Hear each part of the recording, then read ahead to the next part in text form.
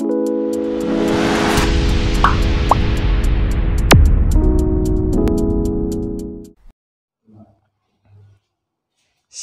Bapak Ibu Saudara-saudari yang dikasihi di dalam nama Tuhan kita Yesus Kristus. Kita bersyukur kepada Tuhan jikalau Tuhan mengembalikan kita kembali di dalam ibadah kita melalui YouTube LPPS Palu. Saya berterima kasih karena Tuhan kembali mempercayakan saya untuk membawakan renungan pada hari ini. Nah, sebelum kita akan membahas bagian kebenaran firman Tuhan, saya mengajak kita semua untuk berdoa. Kembali kami bersyukur di hadapan-Mu Bapa pada hari ini, jikalau Tuhan bisa mengembalikan kami kembali di dalam ibadah ini melalui YouTube LPPS Palu, itu semua karena anugerah Tuhan untuk kami. Pada hari ini Tuhan, kami ingin mendengarkan kebenaran firman-Mu, namun hamba-Mu tahu bahwa hamba-Mu penuh keterbatasan untuk menyampaikan firman-Mu. Oleh karena itu Tuhan, berikanlah hikmat yang dari Tuhan supaya hamba-Mu bisa menyampaikan kebenaran firman-Mu dengan baik dan benar sesuai dengan apa yang Engkau kehendaki. Lawatlah kami sepanjang ibadah ini, di dalam nama Tuhan Yesus Kristus kami berdoa dan bersyukur. Amin. Sekali lagi saya sapa kita semua, Shalom.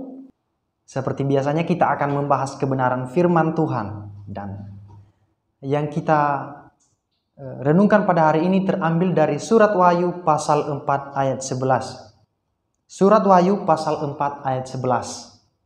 Dikatakan di situ, "Ya Tuhan dan Allah kami, Engkau layak menerima puji-pujian dan hormat dan kuasa, sebab Engkau telah menciptakan segala sesuatu, dan oleh karena kehendak-Mu semuanya itu ada dan diciptakan." Nah, Bapak Ibu Saudara, yang menjadi tema atau topik pembahasan kita pada saat ini yaitu direncanakan bagi kesenangan Allah. Sekali lagi saya mengulang, Anda direncanakan bagi kesenangan Allah. Nah, tentunya kalau kita berbicara tentang kehidupan, saya yakin dan percaya bahwa pertanyaan yang paling umum yang terbesit di dalam pemikiran kita yaitu apa perlunya kita mengetahui makna atau tujuan dari kehidupan kita, atau apa fungsi dari kita mengetahui tujuan dari kehidupan kita. Nah, Bapak Ibu Saudara, tidak dapat kita sangkal bahwa ada begitu banyak orang yang tidak mengerti tujuan mereka hidup di dunia ini. Ada begitu banyak orang di luar sana yang tidak memahami makna kehidupannya. Jadi mereka hanya menganggap kehidupan ini hanya sebagai sebuah kebetulan, tetapi tidak direncanakan untuk sebuah tujuan. Nah, jadi oleh karena itu mereka cenderung menganggap hidup ini tidak memiliki nilai, tidak bernilai karena tidak memiliki tujuan, ataupun ada perasaan tidak berarti. Jadi mereka menganggap hidup ini tidak memiliki artinya, karena tidak memiliki sebuah tujuan yang jelas. Jadi Bapak Ibu Saudara, saya mau mengatakan bahwa ini merupakan kesalahpahaman yang besar. Karena mereka tidak mengetahui tujuan dari keberadaan kita. Nah, itulah pentingnya kita membahas topik ini pada hari ini. Nah, Bapak Ibu Saudara, pada saat Anda dilahirkan, percaya atau tidak bahwa Allah ada di sana sebagai saksi mata yang tidak kelihatan. Dan kelahiran Anda memberikan kesenangan yang besar bagi Allah. Dia memilih untuk menciptakan kita untuk kesenangannya sendiri. Kita ada untuk kepentingan Allah, untuk kemuliaannya, dan untuk tujuannya Allah. Jadi kalau ada orang-orang yang menanyakan kita, apa sih tujuan kita ada di dunia ini? Yang utama dan pertama itu kita ada untuk kemuliaan Allah. Nah, Bapak Ibu Saudara, apabila kita memahami bahwa kita diciptakan Allah untuk kemuliaannya, kita tidak akan lagi diganggu oleh perasaan tidak berarti. Jadi kita tidak menganggap hidup ini tidak memiliki nilai, karena kita jelas-jelas mengetahui bahwa Allah menciptakan kita untuk sebuah tujuan yang sangat besar.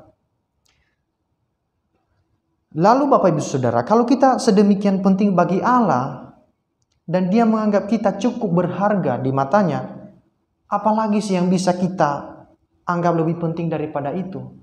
Jadi Allah menganggap kehidupan kita so spesial, sangat spesial.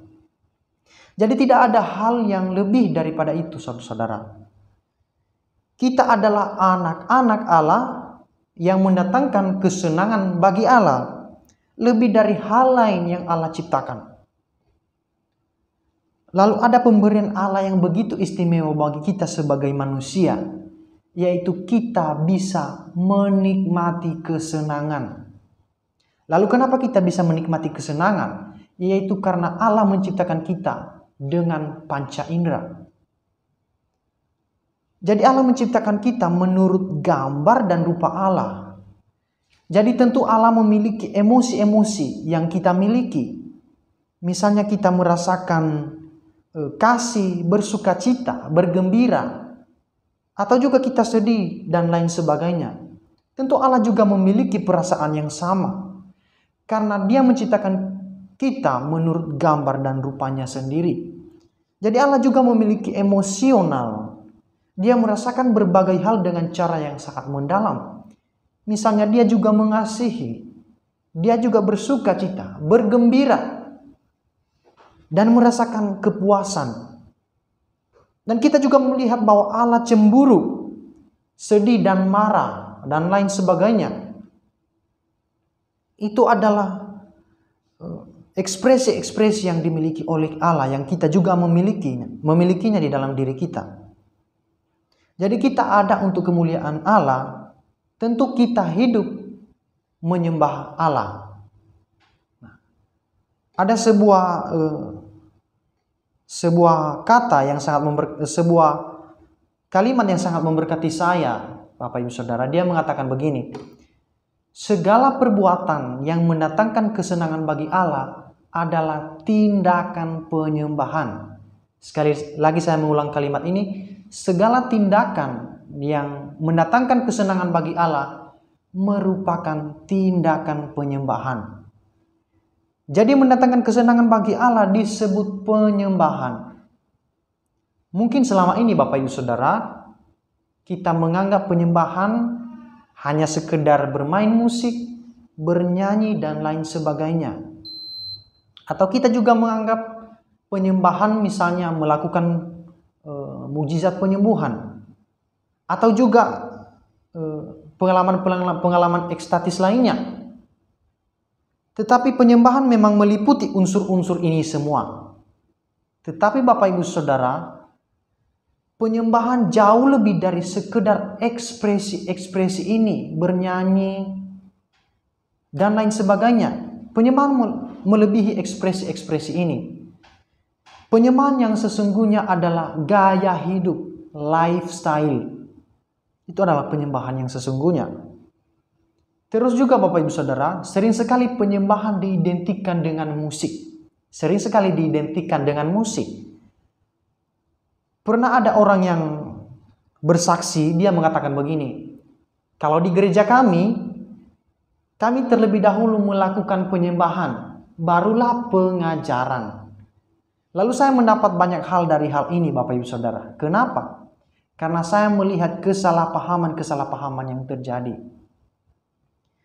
Janganlah kita membatasi dengan arti yang sempit penyembahan itu. Karena apa penyembahan? Yaitu setiap bagian dari ibadah di gereja adalah tindakan penyembahan.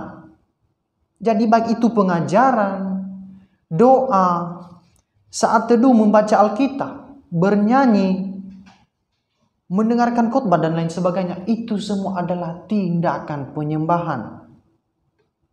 Lalu sebenarnya Bapak Ibu, penyembahan ada lebih dahulu daripada musik. Penyembahan ada lebih dulu daripada musik. Kalau kita melihat Adam menyembah Allah di Taman Eden. Adam menyembah Allah di Taman Eden, tetapi kan musik tidak disebutkan di sana. Musik baru kemudian disebutkan di Kejadian pasal 4 ayat 21 bersama dengan kelahiran Yubal. Tetapi Adam menyembah Allah dengan apa? Dengan gaya hidup. Dengan dia bergaul dengan Allah, dia memuliakan Allah. Lalu Bapak Ibu Saudara, kalau kita membatasi penyembahan hanya sekedar musik, berarti setiap orang yang tidak memiliki bakat untuk bermain musik tidak pernah bisa menyembah Allah. Lalu yang sering kita lakukan juga yaitu penyembahan hanya untuk mereka yang memiliki vokal atau suara yang bagus. Lalu apa dampak dari ini? Bahwa setiap orang yang tidak memiliki bakat untuk bernyanyi, yakinlah tidak pernah bisa menyembah Allah. Tentu penyembahan jauh melebihi dari pengertian-pengertian yang begitu sempit seperti ini. Terus hal yang kedua juga yaitu penyembahan bukanlah bagian dari kehidupan Anda. Tetapi penyembahan adalah kehidupan Anda. Apa perbedaannya? Jikalau saya mengatakan bukanlah bagian dari kehidupan Anda, berarti ada bagian lain yang bukan penyembahan. Tetapi penyembahan adalah seluruh kehidupan Anda, seluruh kehidupan kita. Jikalau kita melihat di dalam Alkitab, Bapak Ibu Saudara, orang-orang memuji Allah di berbagai tempat, baik itu saat kerja, di rumah, di dalam pertempuran, atau bahkan di dalam penjara seperti Paulus. Dia memuji Allah, tetapi di dalam penjara, atau bahkan di tempat tidur. Nah, Bapak Ibu Saudara yang dikasihi dalam nama Tuhan kita Yesus Kristus, pujian seharusnya merupakan aktivitas pertama kita ketika kita membuka mata pada pagi hari. Dan pujian juga merupakan aktivitas terakhir kita ketika kita menutup mata pada malam hari. Daud berkata begini di dalam Mazmurnya, dia berkata, "Aku hendak memuji Tuhan pada segala waktu. Puji-pujian kepadanya tetap di dalam mulutku." Kita melihat bahwa kerinduan Daud sangat luar biasa, Bapak Ibu Saudara. Dia memiliki kerinduan untuk menyembah Allah. Dia mengatakan, "Aku hendak memuji Allah pada segala waktu." Artinya 24 jam Daud rindu untuk menyembah Allah. Lalu poin yang ketiga, Bapak Ibu Saudara, setiap aktivitas kita bisa diubah menjadi tindakan penyembahan jikalau kita melakukannya demi pujian, kemuliaan, dan kesenangan bagi Allah. Saya membaca sebuah buku dan saya menemukan seorang reformator gereja yaitu Martin Luther pernah berkata begini, "Seorang pemerah susu sapi bisa memerah susu sapi untuk kemuliaan Allah." Apa makna yang terkandung dari pernyataan seorang Martin Luther? Saya sangat diberkati dengan pernyataan Martin Luther ini. Karena apa? Kita selalu menganggap bahwa kegiatan misalnya memerah susu sapi itu adalah kegiatan rumahan, kegiatan yang tidak rohani. Maka kita sering menganggap bahwa tindakan aktivitas seperti itu tidak bisa kita ubah menjadi tindakan penyembahan. Tetapi Martin Luther memberikan saya sebuah pemahaman yang baru bahwa segala aktivitas yang kita lakukan di dalam 24 jam itu bisa kita jadikan penyembahan jikalau itu untuk kemuliaan Allah, demi pujian, dan untuk kesenangan Allah. Saya juga pernah mendengarkan kesaksian dari seorang penulis buku yaitu Rick Warren. Dia menceritakan kisahnya dengan seorang istri, dengan seorang pacarnya. Jadi dia berkata begini, "Saya dan pacar saya Katie itu memiliki jarak rumah yang sangat jauh." Jadi Rick Warren ini berpacaran dengan Katie. Mereka juga berada dalam universitas yang berbeda. Mereka bersekolah di dalam universitas yang berbeda. Lalu mereka sama-sama saling mencintai. Jadi Rick Warren ini dia mengatakan, "Kalau saya makan, kalau saya tidur, kalau saya pergi ke kampus kuliah, kalau saya mengisi bensin di pom bensin, saya selalu mengingat pacar saya." Lalu pernyataannya yang paling terakhir yang sangat memberkati saya yaitu dia mengatakan, "Jikalau kita menyembah Allah juga, maka yang harus menjadi rahasia daripada itu, yaitu kita mencintai Yesus. Jadi itulah inti dari penyembahan kita. Kita mencintai Yesus. Jikalau kita mencintai Yesus, maka dalam 24 jam aktivitas yang kita lakukan, kita selalu melibatkan Yesus. Maka inti rahasia dari penyembahan kita sebagai anak-anak Tuhan, yaitu kita melakukan segala sesuatu seolah-olah kita melakukannya bukan untuk diri kita, bukan untuk yang lain, tetapi kita melakukannya untuk Yesus. Jikalau kita jatuh cinta kepada Yesus, maka kita sudah mengerti inti daripada penyembahan yang sebenarnya. Maka apa yang harus kita renungkan dari hal ini? Yaitu saya direncanakan bagi kesenangan Allah. Kalau saya direncanakan bagi kesenangan Allah, maka saya menghargai kehidupan. Saya menguduskan diri karena Allah merencanakan saya untuk kesenangan Allah.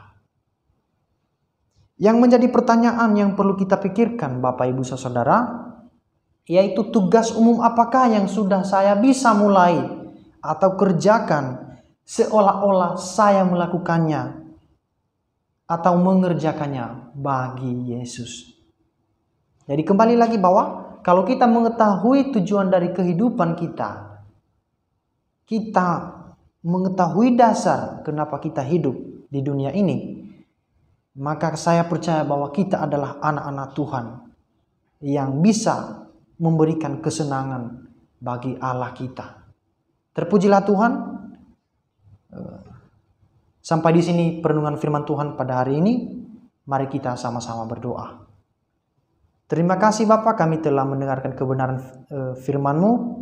Kiranya firman-Mu akan memberkati kami, akan menjadi tolak ukur di dalam kehidupan kami sehari-hari. Jikalau kami mengerti bahwa kami diciptakan oleh Allah untuk kesenangan Allah, maka kami akan belajar menghargai kehidupan kami. Kami akan belajar untuk hidup mendatangkan kesenangan bagimu. Terima kasih Bapa, hamba-Mu telah menyampaikan kebenaran firman-Mu. Kiranya Tuhan yang menyempurnakan di dalam setiap hati kami masing-masing.